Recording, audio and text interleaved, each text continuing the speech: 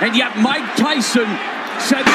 But Jake Paul told us he's wearing the most expensive fight shorts ever with a price tag of $1 million. Grabe na to mga par. $1 million outfit ang ginamit ni Jake Paul sa laban nila di Mike Tyson noong November 15 par. Grabe talaga to. Ito ata yung pinaka expensive na outfit mo sa lahat ng boxingerong naglaro ngayon par. Talagang 1 million. Ito par, itong sapatos niya may 380 carats. Grabe talaga par. Ito at kanyang grabe, hindi ka makapaniwala nito par. Talagang nanalo pa siya sa laro nilang Mike Tyson na kalayaan mo ba naman.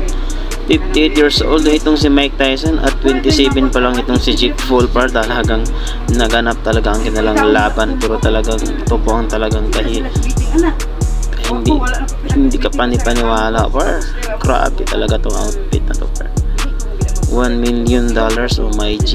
Ito par, panoorin nyo no, kaano kamahal ang kanyang mga outfit par.